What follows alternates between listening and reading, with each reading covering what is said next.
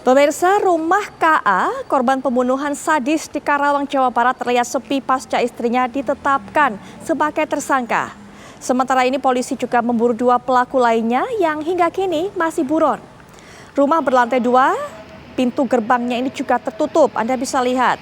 Setelah istri dari korban yaitu NW menjadi tersangka pembunuhan suaminya sendiri.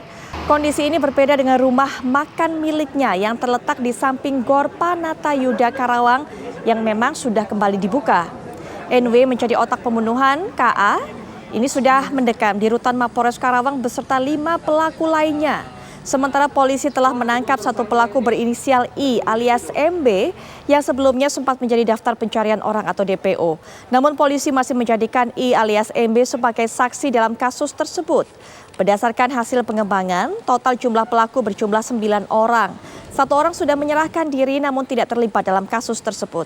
Sebelumnya KA ditemukan tewas bersimbah darah tak jauh dari rumahnya setelah dihabisi nyawanya oleh pelaku. KA mengalami luka bacok di bagian kepala dan luka tusuk di bagian pinggul kanan.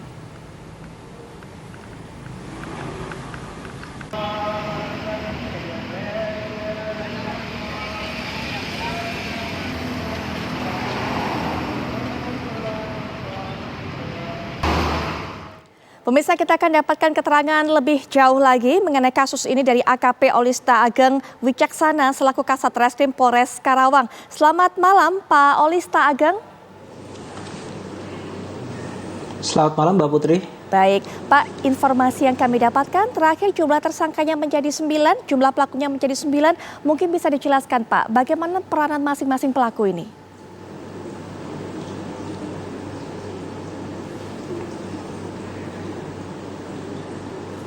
Ya, baik.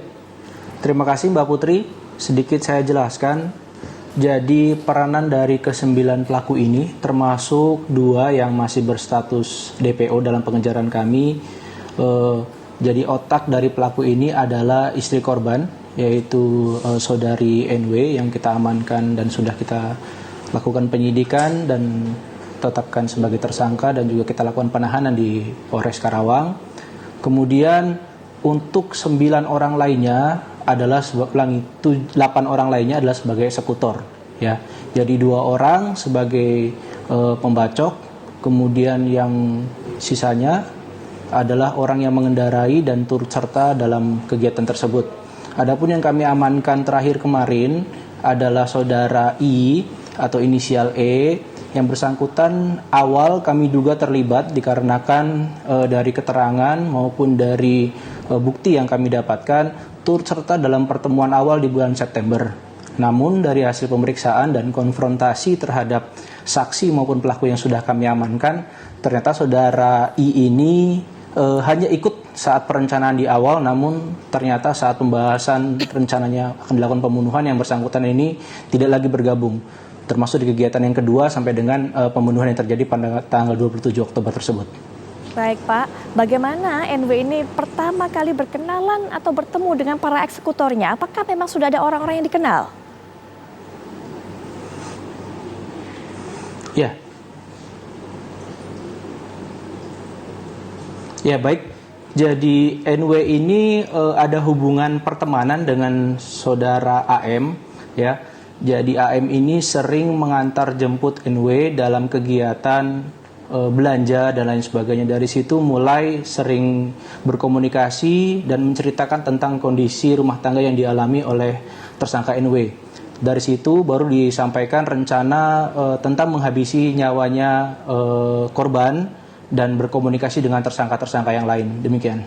Berapa Pak yang diberikan atau dijanjikan uang bayaran kepada mereka para eksekutor ini oleh NW? Ya, baik. Direncanakan pemberian uang itu awalnya 30 juta. Di awal sudah diberikan sebesar 10 juta rupiah. Kemudian sesaat setelah kejadian dilakukan pembayaran sisanya 10 juta lagi. Dan rencananya akan dilakukan pelunasan di kemudian hari. Namun alhamdulillah sebelum terjadi pelunasan yang ketiga dapat kami amankan seluruh pelaku. Demikian. Baik, Pak, ini motif dari pembunuhan ini apakah memang murni masalah rumah tangga karena ada orang ketiga atau sebenarnya ada masalah lain, Pak, yang sudah begitu lama terjadi konflik di antara suami istri ini? Ya, jadi hasil pemeriksaan terhadap pelaku utama, saudari NW yang merupakan istri korban, memang ini adalah kulminasi dari rasa sakit hati korban terhadap pelaku, baik dari adanya wanita idaman lain maupun juga perilaku yang cenderung kasar dan tidak bertanggung jawab terhadap keluarganya, sering meminta uang dan lain sebagainya. Demikian. Apakah memang kemudian korban ini sering melakukan kekerasan kepada pelaku, Pak? Kalau kekerasan secara fisik tidak ada, Mbak Putri, namun kekerasannya bersifat psikis ya, seperti verbal, kemudian juga tidak memberikan penghidupan dan juga tidak memberikan perawatan terhadap keluarga. Demikian. Tidak memberikan nafkah kepada anak istrinya, begitu, Pak? Ya, betul. Baik, Ya. kemudian rumah makan ini sebenarnya punya siapa? Apakah dikelola bersama atau punya sang suami atau istri memang tidak memiliki hak terhadap pendapatan dari rumah makan itu, Pak? Ya, jadi untuk rumah makan ini dikelola oleh istri, Mbak. Jadi tadi yang saya sampaikan bahwa si suami ini termasuk sering meminta uang terhadap istrinya atau si pelaku utama. Jadi sering minta uang setiap hari itu kurang lebih 300.000 rupiah setiap harinya dan setiap minggu minta 1 juta. Yang peruntukannya itu adalah untuk wanita idaman lainnya. Demikian. Itulah saya bilang tadi, kulminasi dari perilaku selama ini sering minta uang dan lain sebagainya yang ternyata digunakan bukan untuk kepentingan keluarga. Demikian.